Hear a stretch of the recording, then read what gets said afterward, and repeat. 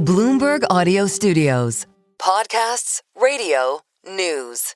Another event happening downtown is the Primary Venture Partners annual New York City Summit. And this year, Bloomberg Tech co-host Caroline Hyde is there. And she is sitting down right now with the New York Governor, Kathy Hochul. Caroline, I'll hand it over to you.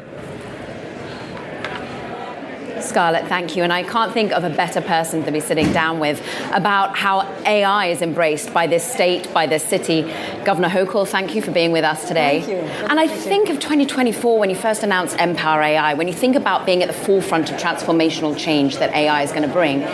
What is your answer for what New York's competitive edge is? This has taken us to a whole new level. This was important to me.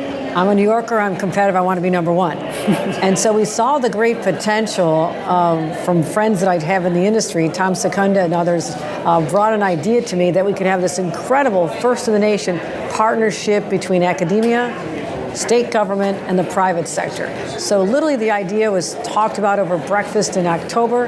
I had it in my State of the State 3 months later. And was able to secure $400 million from the legislature. We had to persuade them that this was in the public interest. And I will tell you, we now added another $90 million. We're over almost $500 million invested, and has exceeded all expectations. And so it is, I put together an emerging technologies task force that is co-chaired by the CEO of IBM, as well as the CEO of Girls Who Code, because I want to make sure that we're diversifying the workforce. I want to see more women. I want to see people of color.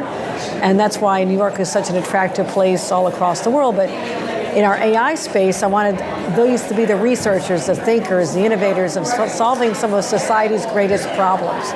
So I literally spent a day on this weekend up in Buffalo, my hometown, saw what they're doing there. And the part that made me so proud was that we're about to announce in a few months our AI beta, which is 11 times more powerful than what I already have now with our alpha. We just launched. So we're already going to next level opportunities in a very short time, but they're also bringing in more people to our state, and this was important to me. More of the brilliant people, the professors we're attracting from other universities. They have so many students who want to become part of this, not just UB, because this is for all of our universities across the state. They all want a piece of this because they can do their research and their PhD work with power that no other student in the country will have. You're talking about talent there, and you've lent in particular to the labor that's needed. Energy's needed. Yes. Do we have to embrace fossil fuels and nuclear if we're going to have the resources for this? I have an all-the-above approach, but first of all, one of the reasons Empire AI is housed up at the University of Buffalo is that I have an enormous amount of supply of hydroelectric power from the Niagara plant there. That powers about 25% of our energy. Another part, 25% of our upstate energy, is nuclear already. I want to add more nuclear. I'll be the first governor in a generation, and a very rare Democratic governor, who says, I can't assume that we're going to have the power available now. I need sustainability, reliability, and affordability, and I'm going to do that. And we're also looking at, natural gas and other areas, but we have wind and solar. You fought for wind. I saved wind. I saved wind. What did you say to President Trump to keep wind? I said that you have 1,500 people who just lost their jobs when you shut it down. This will power 500,000 homes with clean energy in Brooklyn. But back to those people who lost their jobs, Mr. President, a lot of them are from Long Island. I think a lot of them voted for you. So why don't you tell them that we'll lift the stop work order, stop this poor company from hemorrhaging $50 million a week, get them back going again, and we were successful. But I also said, I'm looking at an all-the-above approach to energy. So work with me. Find a faster way to get me nuclear too, Mr. President, because 7 of the 10 years that it takes to get nuclear approvals is at the federal government level. I said, I'll look at my streamlined processes, you streamline yours, and let's get this done sooner. What's interesting is you're putting people first. And you've been very vocal about the safety element of AI. I want to go back to what's on your desk at the moment, the RAISE Act. Are you going to sign it off? Because this is about protecting foundational models and ensuring that they're secure and their security. Right.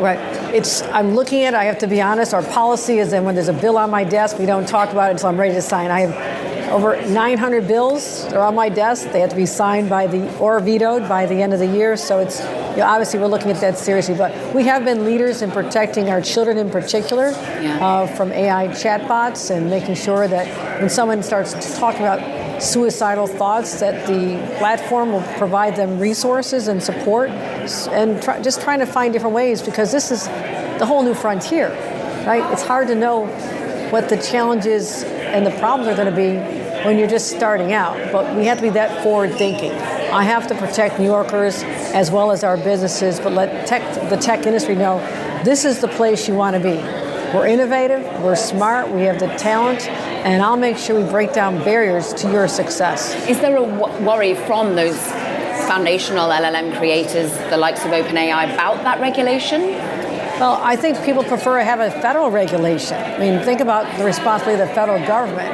I mean, these companies don't know boundaries. I mean, they're all over the planet. So it's hard when one state has a set of rules, another state does, another state. I don't think that's a model for inspiring innovation, but a lot of companies should be adopting these internal controls themselves. That's always one step they can take to assure people in government that they've done what is necessary. But in the absence of that, federal government needs to be looking at these policies as well. These startups, these foundational LLM model creators, and big business also really care, not just about regulation, but about taxation. And with the new bill coming from President Trump, there might be a hole coming in the next year or so. Right. How are you thinking about that landscape for the people who want to come here and build AI for the empire? Right. I am very sensitive to competitiveness with other states. I've said I don't want to raise income taxes on high net worth people. I want them to know that New York is a place where we want to foster innovation, be open to your success, because your success means you're hiring more people, you're putting more people to work.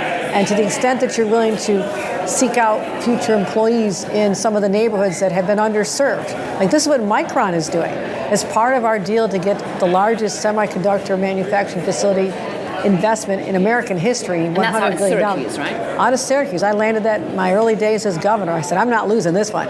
But part of it is they have to have a green energy policy, sustainability, and they're also looking for talent and changing curriculums in the schools around Syracuse, some of the neighborhoods where kids would never have a chance to have these jobs. And Micron, because they have a lot of strong sense of social responsibility, they're partnering with us to help that. So companies that show that kind of enlightenment to me will open a lot of doors for them. You take care of my people, we'll take care of you. And you're thinking about that from a whole state perspective. But some of the founders and CEOs I speak to here in the city, well, they're worried about the next leader of the city. They're thinking about the mayoral candidate. They're thinking about Mamdani in particular. And he's got high tax ideas. Right.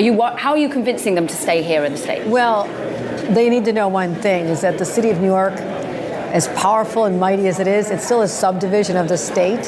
So any tax increase has to come across my desk first. So I will work with whomever the mayor is, as long as they want to help foster my policies, which is pro-growth, pro-business. And if it's Mamdani, I will work closely with him to help him understand that when we want to solve society's problems, and there are many, that we also have the resources to do it. And so that means letting people know that we appreciate you being here, you're building companies, you're creating wealth, you're hiring people, you're supporting our cultures and our philanthropies, and that we welcome you to be here and know that this is your home. So I'll continue on that effort, but we do have a lot of challenges on affordability. I think he hit a nerve. He hit a real nerve, which is why people want, at this point in the polls, are showing an inclination towards supporting him, is because he's talking about what I've been talking about for a long time, is that people feel like they're just not getting ahead. Yeah. Well, a sensitive question, and I know you say time and time again you don't want to influence the vote, but would you lend him your endorsement?